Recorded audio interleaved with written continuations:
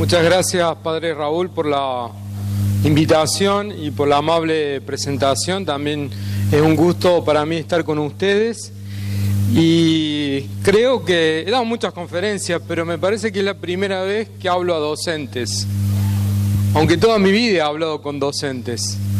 Empezando de que mi madre es docente, jubilada, maestra de escuela primaria, y tengo una cuñada también que es docente, o sea que... Y yo también creo que soy un poco docente. Entonces es un gusto poder compartir algunas ideas con ustedes sobre la relación ciencia y religión en la escuela secundaria, pero voy a decir algunas cosas que también valen para la escuela primaria, creo. Bueno, por supuesto, el logo de la Universidad Católica, la Universidad Jesuita, donde trabajo y soy investigador y profesor.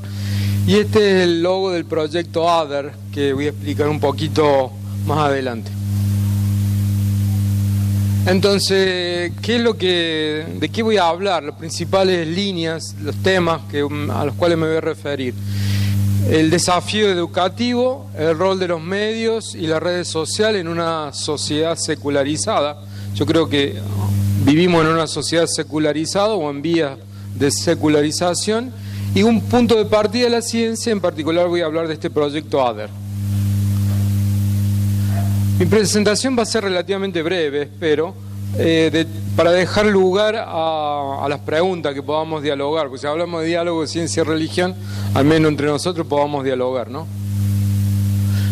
Yo no sé si llegan a ver bien esto, tal vez no, lo explico.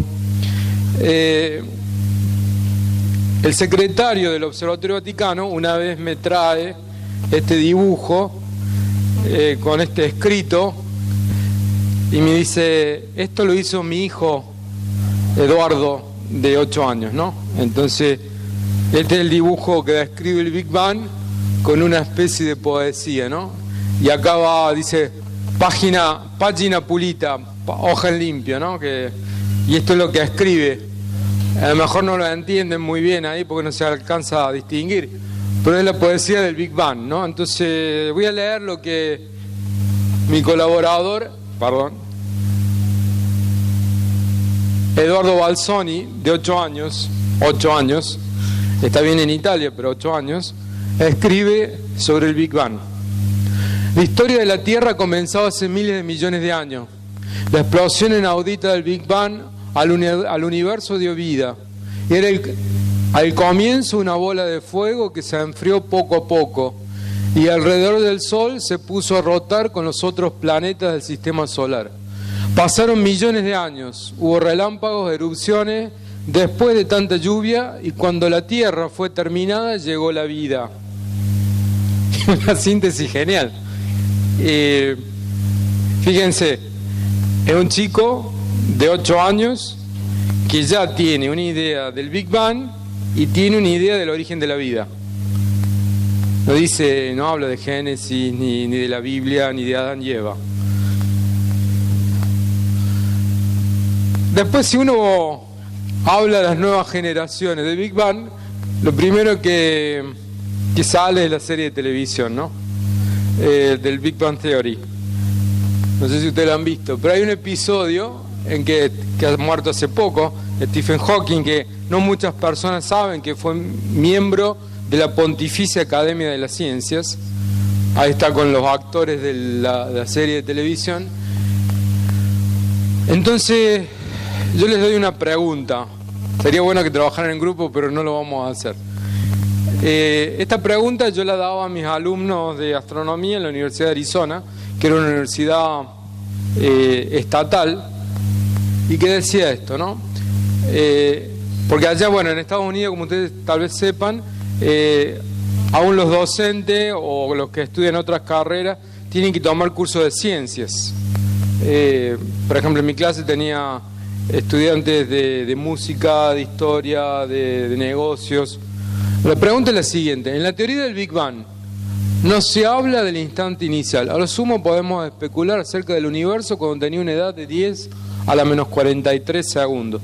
0,420 y un 1. ¿Crees que será posible? Ahí está bien la luz, si no la tocamos más, mejor. Yo digo que está bien para mí, pero está bien. ¿No es cierto que está bien? ¿Crees que será posible para la ciencia considerar el instante mismo de la creación? ¿Seremos algunas veces capaces de responder por qué ocurrió el Big Bang? Defiende tus opiniones. Esta era una pregunta en la que venía en el libro de astronomía que yo utilizaba.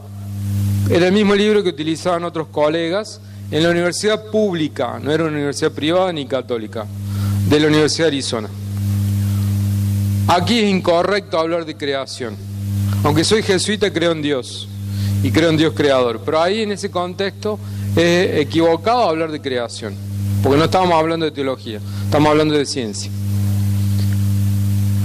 Entonces, esto que está en los medios y que se presenta, ¿no?, como una guerra entre ciencia y religión.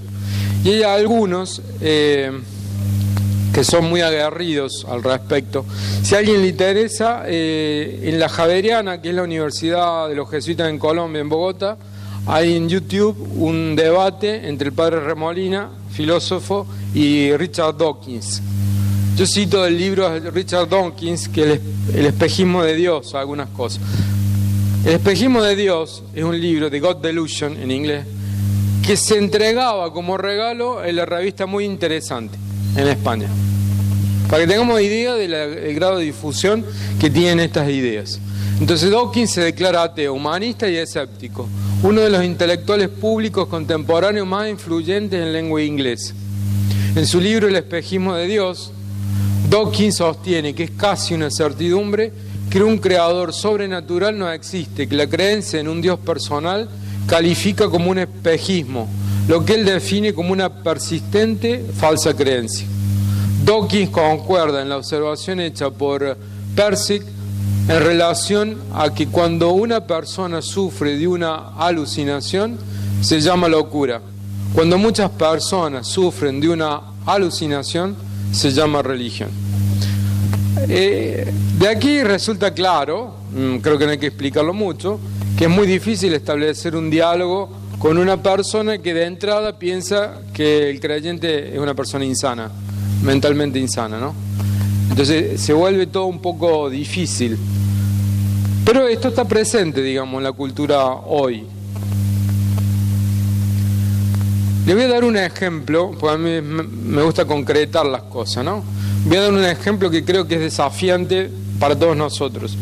Y para mostrarles que esto no es cuestión de Italia, no es cuestión de Inglaterra, de Estados Unidos, sino que es una cuestión pastoral de cómo integramos ciencia y religión, cómo dialogamos sobre ciencia y religión en los colegios nuestros.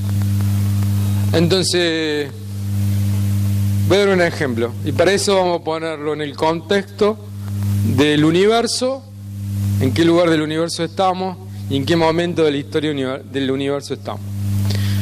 Entonces, lugar donde se da este caso que les voy a contar, el universo, este universo. Es posible que pueda haber infinitos universos. Estamos hablando de este universo.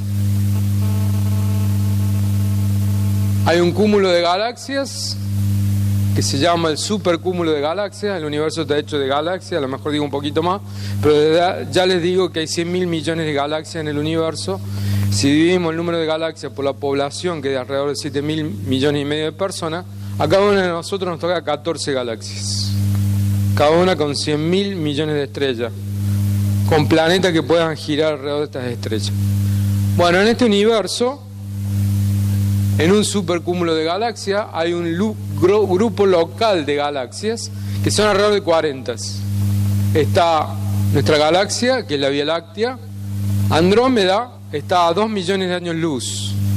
Tal vez en Andrómeda hay otro congreso de docentes de educación católica, con un cura que le estaba hablando, pero el problema es que no nos vamos a enterar al menos antes de 2 millones de años, o sea que no lo vamos a ver nunca, tal vez. En esa Vía Láctea, en esa galaxia que hay 100.000 millones de estrellas, hay un Sol. Que el Sol es una estrella de tipo G2 y de clase de luminosidad 5. No vale la pena ahora explicar todo eso. En el tercer planeta de ese sistema solar, el tercer planeta rocoso, está la ciudad de Córdoba. Tenía que te recuerdo, pero este ejemplo se da en la ciudad de Córdoba. Y más concretamente se da en una parroquia de la zona sur de la ciudad de Córdoba.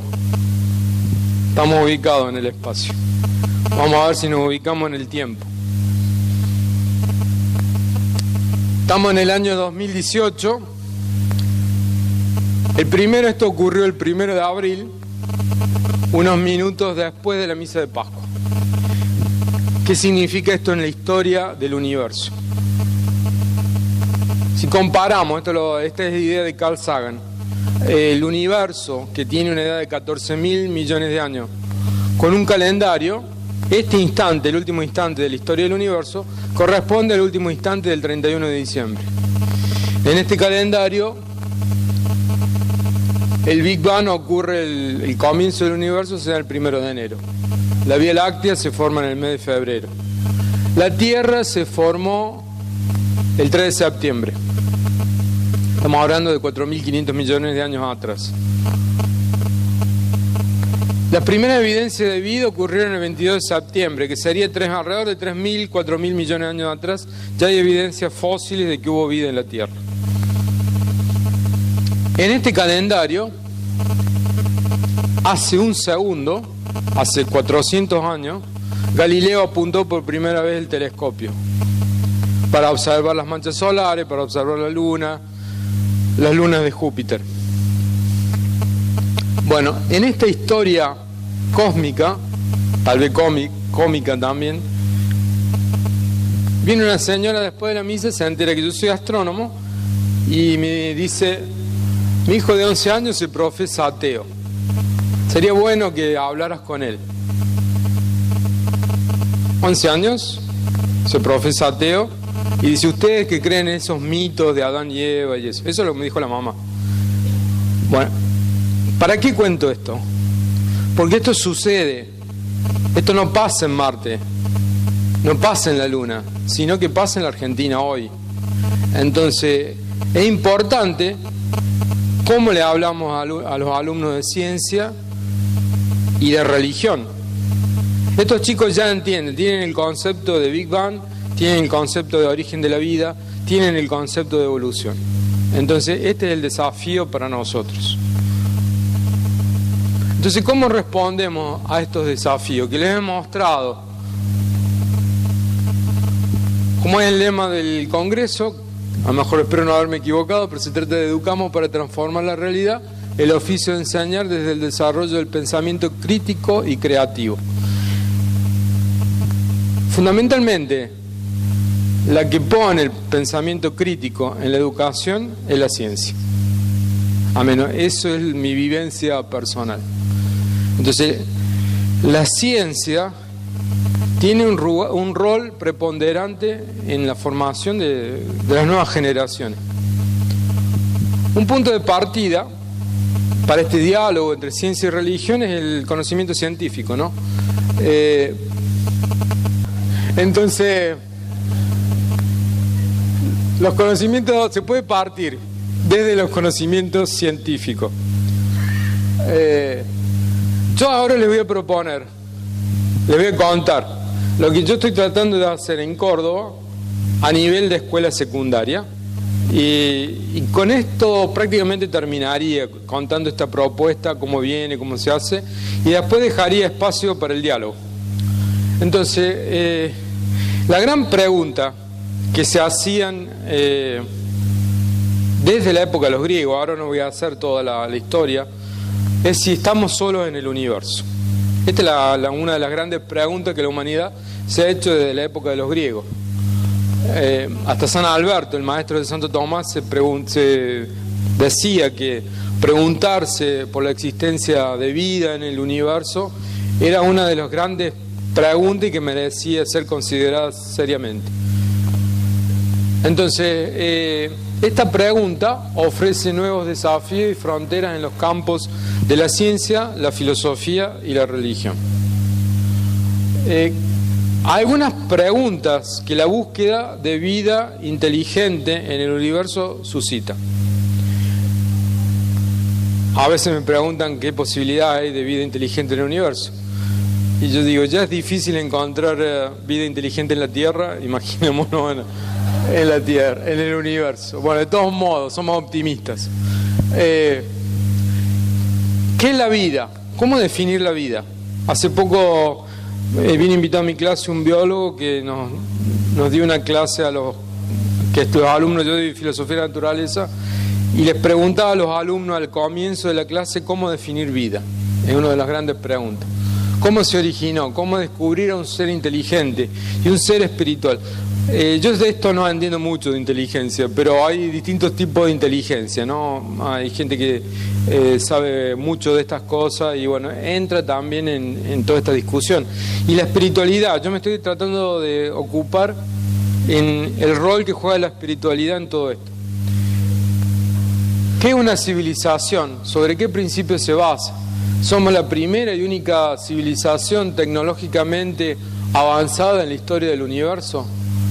¿Podría un posible descubrimiento de vida extraterrestre cuestionar nuestra cosmovisión? ¿Qué podemos aprender? ¿Cuáles son las contribuciones que el pensamiento filosófico y religioso podría dar para responder estas preguntas? Fíjense, por una parte, nos preguntamos qué implicaciones tendría si descubriéramos vida inteligente extraterrestre para el pensamiento filosófico y religioso. ¿Cambiaría o no nuestra fe? Y por otra parte, si el pensamiento filosófico y religioso podría ayudarnos en esta búsqueda, ¿no? Es como un puente que tiene dos sentidos de marcha.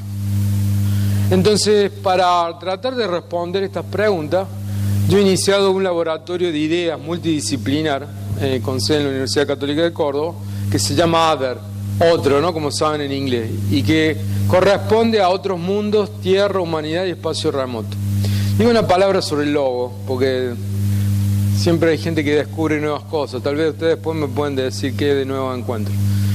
La T es una parábola, ¿no? Corresponde a un radiotelescopio. Los radiotelescopios, ustedes saben, con el programa SETI buscan señales de vida inteligente tecnológica extraterrestre. Esto podría ser la superficie de la Tierra o la superficie de otro planeta, de un exoplaneta. Bueno, estas son estrellas, ¿no? Este puntito podría ser un exoplaneta o una exoluna. Si este es un exoplaneta, hay lunas que pueden girar alrededor de otros planetas, que se llaman exolunas. Esto es una galaxia, como yo estudio galaxias, estudiaba galaxias, esto es un planeta semejante a Saturno, y yo agregué esto, que dibujándolo a mano parecía un cometa, pero algunos ven una nave espacial, algunos ven la hélice del ADN, y otros ven como un dibujo del Big Bang, una representación del Big Bang. O sea que está abierto a muchas interpretaciones. Después a lo mejor si a ustedes se les ocurre una nueva me lo dicen, así lo agrego. Nuestro objetivo entonces es proporcionar nuevas ideas que puedan ofrecer nuevas perspectivas sobre la antigua pregunta: ¿estamos solos en el universo? Desde Argentina, como ustedes lo saben bien, tenemos pocos recursos, ¿no? Entonces hay que ser creativos. Entonces con las ideas uno siempre puede ser creativo, de esto se trata. Y también, como el mismo título del proyecto, el nombre, Other, es un modo también de tratar la alteridad y la diversidad, el otro, ¿no? Hago un paréntesis porque es algo que me parece que no es muy conocido en Argentina, porque hace unos 10 años, no más que eso, comenzó esta disciplina que se llama Big History, gran historia. Entonces, es la historia que inicia con el Big Bang. Es una historia natural, cósmica, ¿no?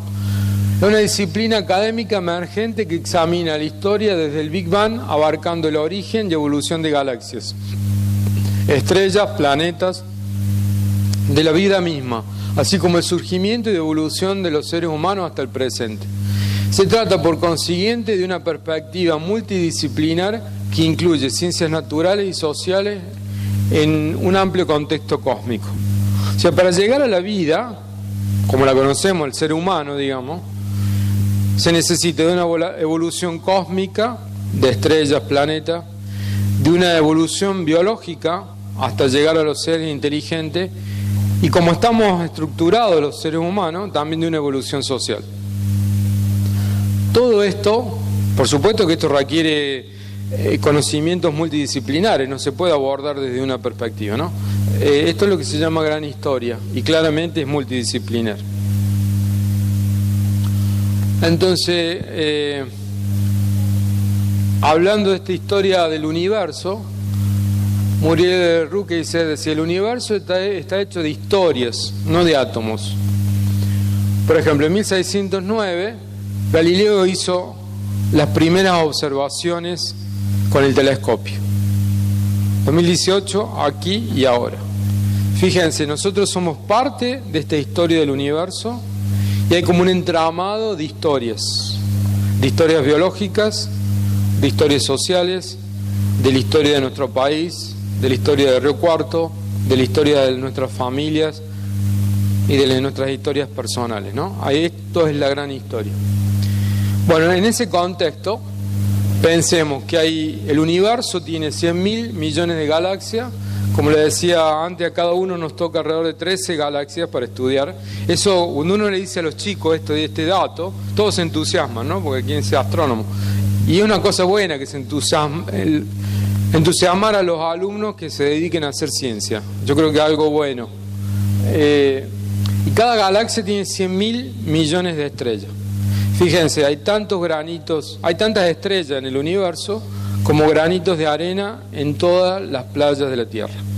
O sea, la próxima vez que ven un granito de arena, tómenlo y piensen, esta es una estrella.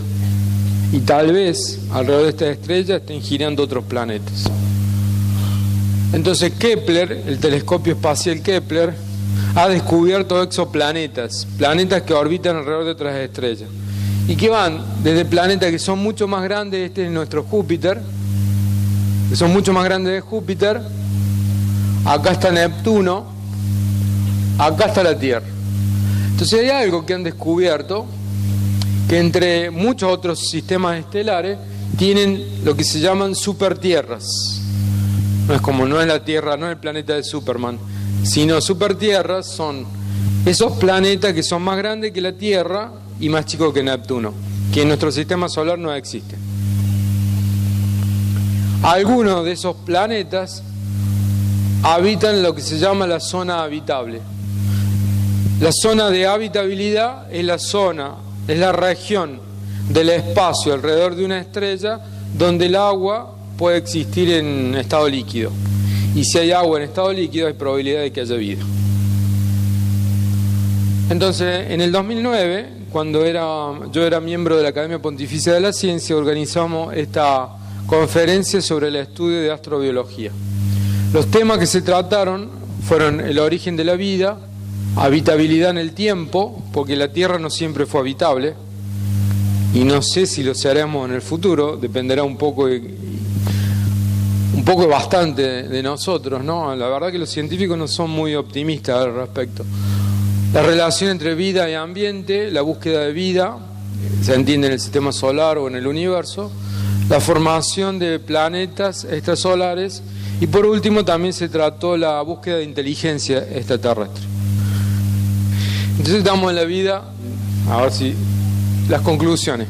Está bien ahí, está bien. Entonces entre las conclusiones, los orígenes de la vida, el entorno en el que la vida apareció, siguen escapando de nuestra comprensión. No entendemos cómo se ha originado la vida. La vida tiene una sorprendente capacidad de adaptación en ambientes más extremos del planeta. Hay unos bichitos que se llaman extremófilos. Si me escucha hablar un biólogo me mata que digo bichito, pero se llaman extremófilos, que tienen esta capacidad de resistencia de vivir en ambientes a gran temperatura, 50 grados, o temperatura de 10 grados bajo cero, con muy poca agua. Y podría existir también una forma de vida basada en metano y etano líquido en lugar de agua, pero de este tipo de vida todavía no tenemos ninguna prueba. Entonces, una de las conclusiones del Congreso es que la vida, con su camino hacia la conciencia, la inteligencia y la tecnología, ha transformado la Tierra y tiene el potencial para transformar el universo. Podríamos descubrir la vida en proceso, o sea, decir, bueno, en este planeta o en esta luna de Joviana puede ser que se den las condiciones para que surja la vida o que encontremos formas muy primitivas de vida. Entonces, Sarah Seeger, una famosa astrónoma norteamericana que estudia exoplanetas, ella dice que cuando descubramos que otras tierras son comunes y veamos que algunas de ellas tienen signos de vida, por fin completaremos la revolución copernicana y un movimiento conceptual final de la Tierra y de la humanidad, lejos del centro del universo. La próxima revolución copernicana, dice ella, va a ser cuando descubramos vida en alguna parte del universo. Y Nathalie Cabrol, que dirige el centro Carl Sagan del Instituto SETI, escribe: para encontrar ET debemos expandir nuestras mentes más allá de una perspectiva terrícola céntrica, profundamente arraigada, y reevaluar conceptos que se toman por descontados. Esto es importante también si pensamos en el otro, ¿no? Si somos capaces, tenemos categorías flexibles para establecer algún tipo de contacto o diálogo con el otro, con la diversidad. Entonces la misma Cabrol dice, en última instancia, para encontrar extraterrestres debemos convertirnos en los extraterrestres y entender las muchas maneras que podrían manifestarse en su entorno y comunicar su presencia. Esta mujer llamó a la comunidad científica a enviar propuestas, cómo buscar los extraterrestres hoy. Parece que bueno, no es un problema urgente, pero los que vivimos de estas cosas nos parece que es importante, pero es importante. ¿Por qué es importante? Porque nos permite viajar y dar conferencias. No, es importante porque la búsqueda del otro, del extraterrestre en este caso, nos ayuda a responder la pregunta ¿quiénes somos? ¿Cómo comunicamos? ¿Qué lenguaje usamos? ¿Qué tipo de inteligencia? La búsqueda del otro revela la pregunta-respuesta, algunas respuestas a la pregunta ¿quiénes somos? Bueno, entonces las preguntas que aparecían en este congreso, que ya ahora voy a decir un poquitito más, comprender las cuestiones, era comprender cómo la vida inteligente interactúa con su entorno y se comunica. Cuán abundante y diversa es la vida inteligente en el universo. ¿Cómo se comunica la vida inteligente? ¿Cómo podemos detectar la vida inteligente? Estas eran las preguntas que se proponía, o sea, que llamaba a la comunidad científica a responder. Y bueno, acá Funes fue a responder esas preguntas. Hubo un congreso que se hizo en California, en Mountain View, ahí cerca de Google, en marzo. Yo fui allá. Y acá ven, estos son los participantes del congreso, acá está su seguro servidor. Y esta señora es Jill Tarter, una de las grandes. Yo no sé si alguno de ustedes ha visto la película Contact. Si no la han visto, les recomiendo que la vean. Es basada en la novela de Carl Sagan, Contacto, y está inspirada en la vida de esta mujer. Judy Foster es la protagonista, que hace de radioastrónoma. Bueno, Jill Tarter está ahí. Nathalie Cabrol es la directora, y Frank Drake, que es uno que describió la búsqueda de vida inteligente usando una ecuación, que ahora yo no lo voy a explicar, pero no es tampoco tan difícil. Bueno, entonces esto también tiene que ver, vamos bajando el tema de la vida extraterrestre, con la encíclica también Laudato Si, ¿no? La búsqueda de vida extraterrestre, al menos como apareció en el Congreso, tiene mucho que ver cómo entendemos que comunican los animales. Nosotros estamos más cercanos de los animales que a veces no lo creemos, ¿no? A mí me sorprende que el 98% del ADN que tenemos coincide con el de los monos. 98% del material genético que tenemos es similar al de los monos. Entonces dice el Papa Francisco en la encíclica Laudato Si: un mundo frágil con un ser humano a quien Dios le confía su cuidado interpela nuestra inteligencia para reconocer cómo deberíamos orientar, cultivar y limitar nuestro poder. A veces hay este sueño, por ahí aparecen noticias, ¿no?, que se va a colonizar Marte, se va a terraformar Marte, es la palabra, que vamos a ir a Marte y se solucionan todos los problemas, ¿no? Entonces, habría que aclarar que los viajes interplanetarios e interestelares siguen estando más allá de nuestra capacidad tecnológica. Star Trek es muy lindo de ver. Yo crecí viendo Viaje a las Estrellas, porque ahora se llama Star Trek, pero Viaje a las Estrellas. Es irrealizable eso, estamos muy lejos de tener una tecnología de ese tipo. Y debemos ser conscientes de que el planeta Tierra es nuestro único hogar en la vecindad solar. Por lo tanto, debemos cuidar nuestra casa común. No hay otro lugar donde ir. No hay otro lugar. Y esto, si seguimos con este ritmo de uso de los recursos naturales, esto se acaba en pocos siglos. Fíjense el clima, ¿no?, cómo va cambiando. A lo mejor este es un fenómeno local, pero es claro que cada vez el clima de Córdoba se vuelve más tropical, ¿no? Entonces, con estas ideas en mente empezamos. Yo tenía este objetivo como investigador, ¿no? Desde el proyecto ADER intentamos realizar una tarea de extensión que incluya profesores de escuela secundaria y alumnos de los últimos años. Creemos que el investigador científico tiene una importante responsabilidad social que consiste en compartir sus conocimientos con los ciudadanos del país que lo sostiene, contribuyendo a su formación. El diálogo multidisciplinar no debería ser una actividad que se reduzca a unos pocos expertos, sino que la escuela secundaria debería ser el espacio donde las nuevas generaciones se ejercitan en el diálogo que los prepara para abordar temas importantes y profundamente humanos desde un enfoque multidisciplinar. El tema de la búsqueda de otros mundos puede resultar una excelente palestra.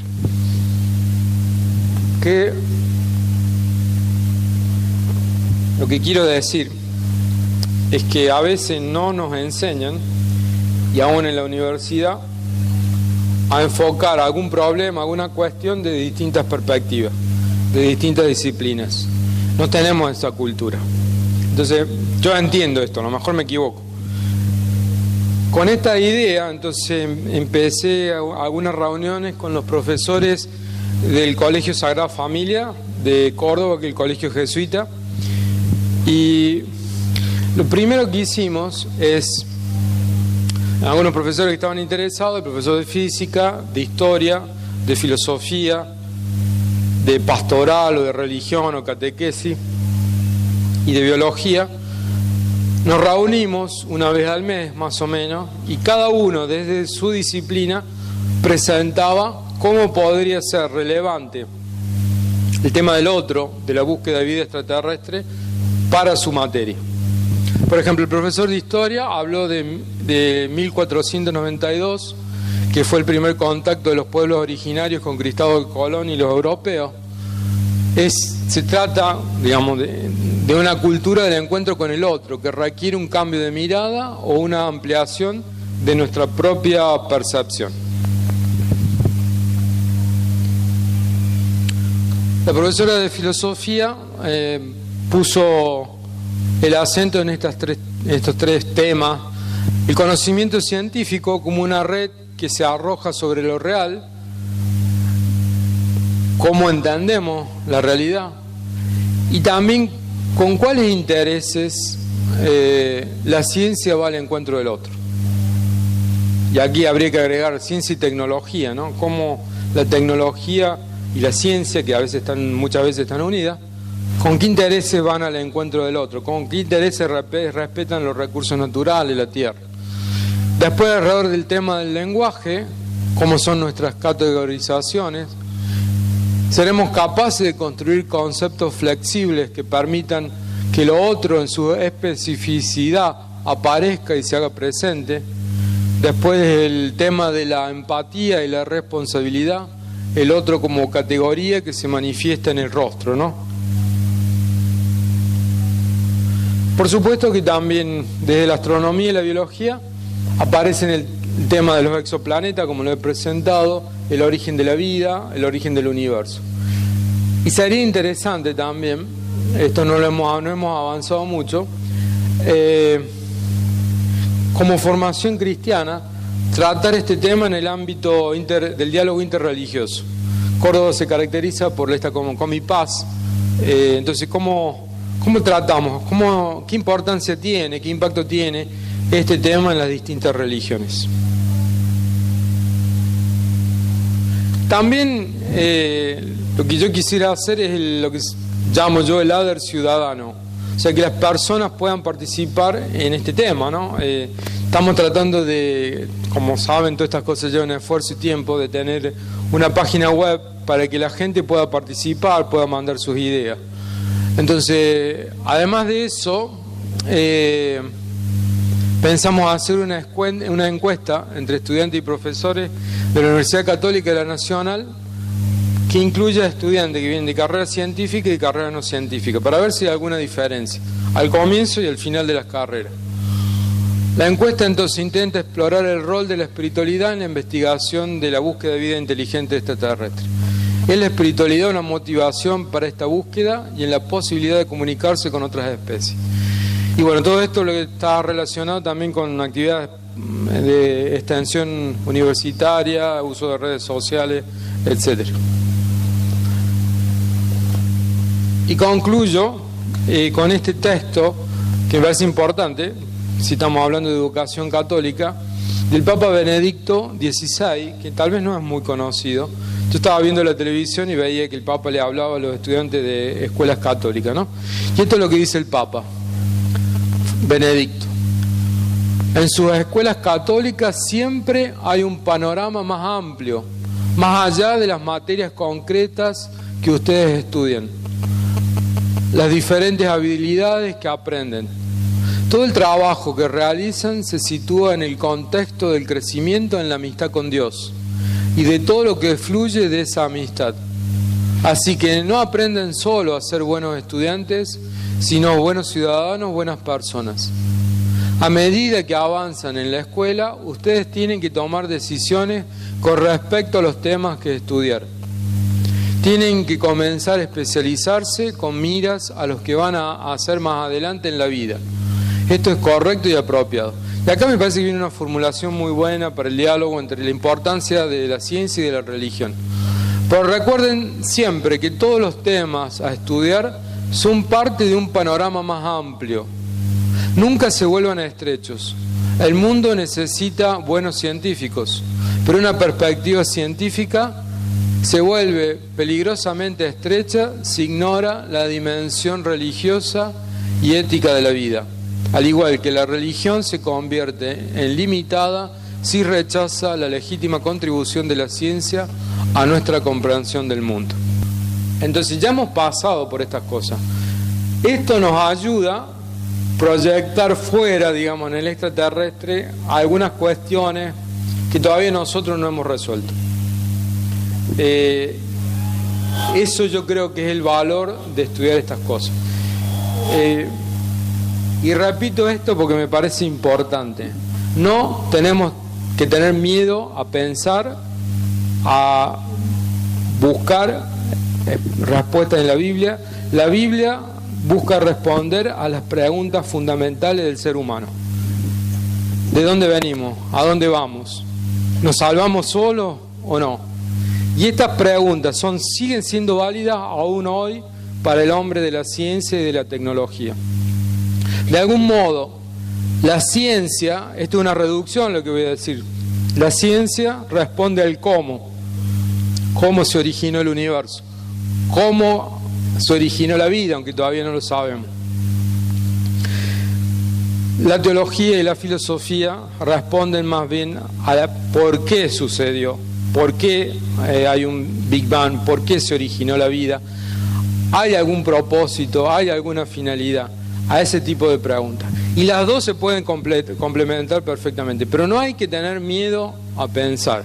Y no hay que, yo creo, no hay que tener miedo a entusiasmar, animar a los chicos y chicas para que estudien carreras científicas. No hay que tener miedo. Después otro problema, cómo consiguen trabajo, pero...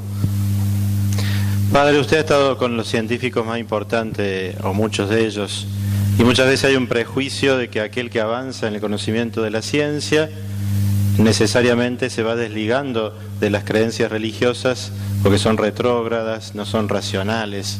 ¿Cuál es la experiencia de ese contacto con la comunidad científica? ¿Esto sucede? ¿Hay preguntas? ¿Hay respuestas? Uno encuentra de todo, ¿no? Uno puede encontrar gente como Dawkins, que son ateos en modo agresivo. Uno puede encontrar gente creyente también. Hay de todo. Como si yo les preguntara a ustedes, entre los ingenieros, ¿son todos creyentes? Entre los abogados, ¿son todos creyentes? Entre los maestros, ¿son todos creyentes? No, hay este mito de pensar que los científicos, por tener el conocimiento, llegar a este método científico de conocer todo y querer explicar todo, son todos ateos. No es cierto. Hay colegas creyentes, yo he bautizado hijos de colegas y digamos hay gente que cree también, ¿no? Yo una vez me tocó debatir en Milán con Atkins, el profesor Atkins, que es de la línea de Dawkins. Entonces él habló, dio como un predicó más que yo de la ciencia contra la religión y todo lo demás. Entonces después me tocó mi turno y yo le dije, cité al cardenal Martini. El cardenal Martini fue jesuita, arzobispo de Milán, que tenía la cátedra de los no creyentes. Entonces él invitaba a la catedral a personas no creyentes a hablar.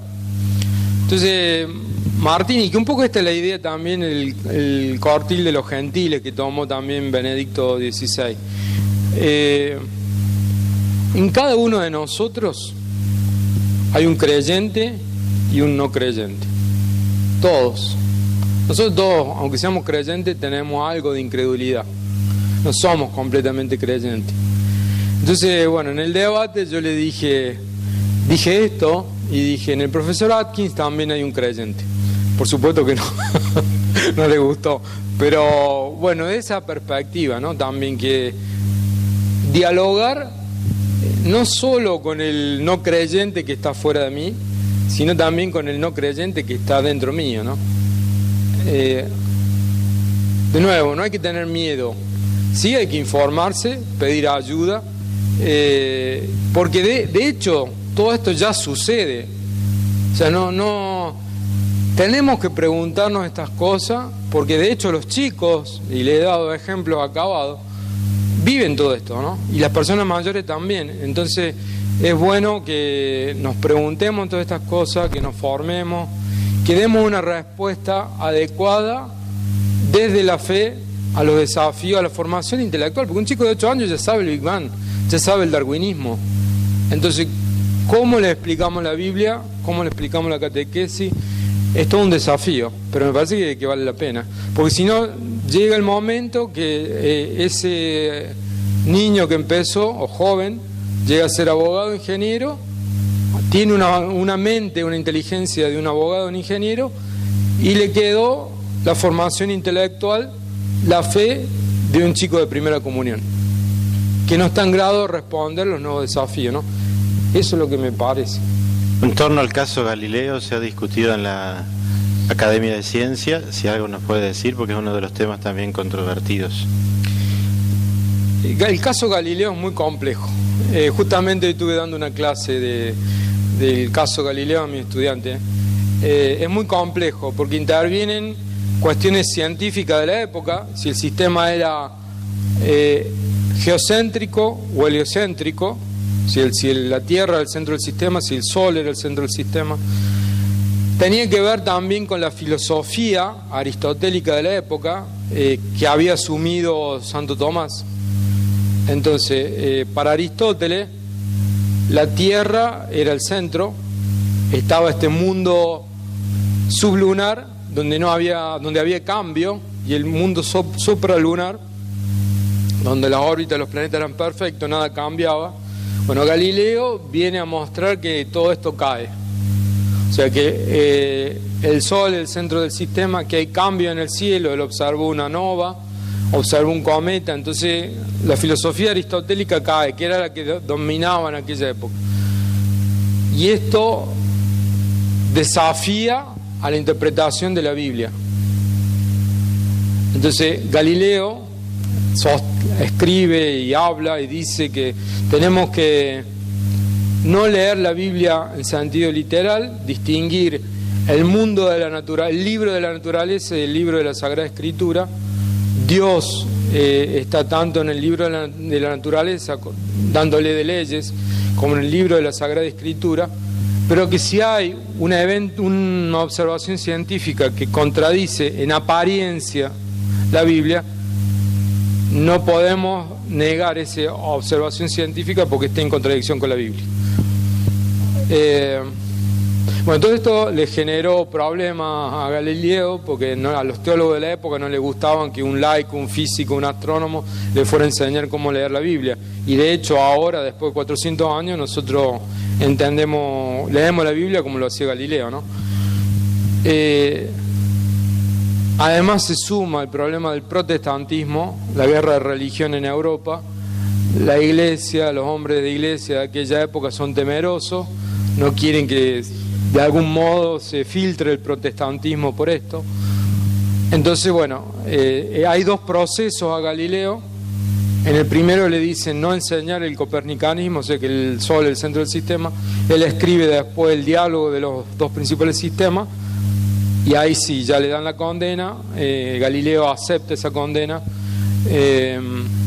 queda encerrado, digamos, en la villa del Gioiello, cerca de Florencia. Esto es lo que sucedió. Mi interpretación es muy complejo el caso, hay muchas cosas, pero de hecho Galileo sufrió una humillación de no poder enseñar lo que él consideraba verdadero. Estuviera equivocado o no fueran suficientes los datos que él observaba, las razones que él daba para eso. Esto lo reconoce Juan Pablo II. Después, en el siglo XIX, es cuando nace el mito de Galileo, del caso Galileo. Se une a Giordano Bruno. El contexto, yo siempre digo esto, nosotros nos hemos independizado de los españoles. Los italianos se independizaron del Papa.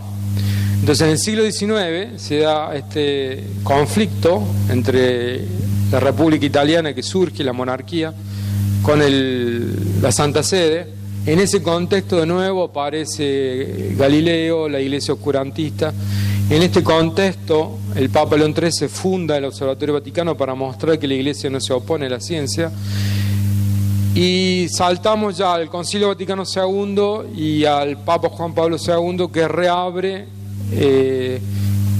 Fíjense qué importante que ha sido el caso Galileo, las consecuencias que tiene.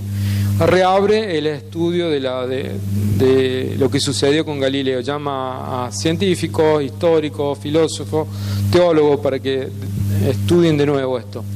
En esa comisión participó el padre Coin, que fue el anterior director, mi predecesor en el cargo, y se concluye con la rehabilitación que hace Juan Pablo II de Galileo. Y lo más importante, ahí Juan Pablo II da como una regla de oro, yo diría, pastoral. Porque él dice, los pastores sean audaces también, ¿no? O sea, no se dejen llevar ni por un lado ni por la incerteza, o la incertidumbre, mejor es la palabra que usa, ni por otra parte del tomar una decisión apurada.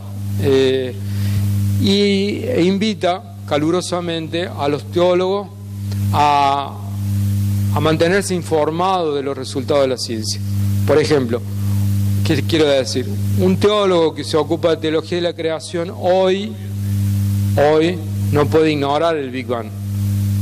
Este es un dato científico y cultural, no solo científico, es cultural.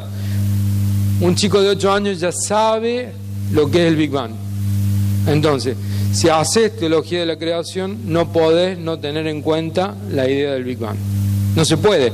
Así como Santo Tomás en su tiempo tomó lo mejor que había de la filosofía y de la ciencia de su época, hoy también un teólogo, un filósofo, tiene que tomar lo mejor de la ciencia del momento, ¿no? Yo creo que ese es el desafío. Esto es Galileo es todo un océano, y esto es lo que puedo decir sobre... ¿Alguna pregunta del público allá y acá? Fernando.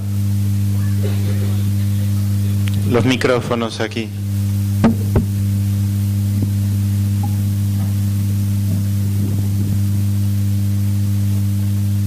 Me quedé pensando en lo que usted dijo sobre esto del cerebro conectado a la nube, digo, y pienso, si esto se profundiza, que estaríamos rozando o desdibujando el límite entre la inteligencia biológica y la inteligencia artificial, y cómo eso impactaría en el debate en torno al alma, como esa esencia del hombre, como esa creación de Dios. Perfecto. Es muy buena pregunta, en pocas palabras no lo sé. Uno de los temas que se habla es de evolución postbiológica o evolución controlada. Y un tema de debate, no sé si han escuchado hablar del método CRISPR-Cas9. Yo la primera vez que escuché hablar de esto fue en Estados Unidos, en un seminario que fui sobre temas de transhumanismo. Básica, y lo he vuelto a escuchar, fuimos con mis estudiantes a visitar el laboratorio que es muy bueno, que tiene del profesor Luján en la Universidad Católica de Córdoba, y él volvió a hablar de este tema. Este método significa que uno puede editar los genes de un niño por nacer. Esto ya está, se puede hacer. Hay todavía algunas barreras éticas. Por ejemplo, se puede diseñar, en teoría, o sea, la ciencia está ya. Que después se haga, algunos tendrán barrera ética o no. Se puede editar el material genético para quitar, por ejemplo, alguna enfermedad crónica o genética, o por ejemplo, un chico de cabello rubio, cabello oscuro, que sea más alto. A mí ya no me pueden, ya está, para que sea más alto ya no me pueden. Bueno, pero se puede, esto ya se puede, o sea, la tecnología y el conocimiento científico ya está. ¿Qué sea? Por ejemplo, yo he leído un artículo de Nature donde hablan los padres que tienen una niña discapacitada. Entonces ellos dicen que no quisieran renunciar a tener a la hija discapacitada como es, porque tiene otras habilidades que de otro modo no las tendría. Y ahí, como bien lo sabemos, el tema del aborto también está relacionado con esto, de que no lo dicen mucho, pero de poder abortar, digamos, si uno ve que genéticamente el niño por nacer tiene ciertas enfermedades, esto pasa. ¿Es cierto que hace más o menos como una década se envió al espacio una cápsula donde hay información sobre nuestra vida terrestre y dibujos para que sean interpretados? Sí, o sea, el que dice eso, que no tenemos que revelar nuestra posición, era Hawkins, que ya murió. Él era el que sostenía, uno de los que sostiene eso.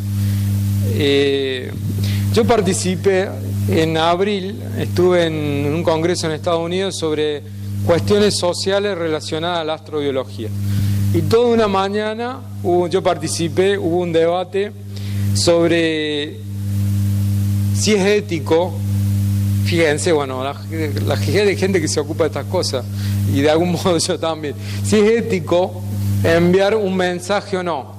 Por una razón, porque si revelamos nuestra posición, vienen y nos destruyen, estamos sonados. Otra cuestión, ¿quién representa? ¿Quién habla en nombre de la humanidad?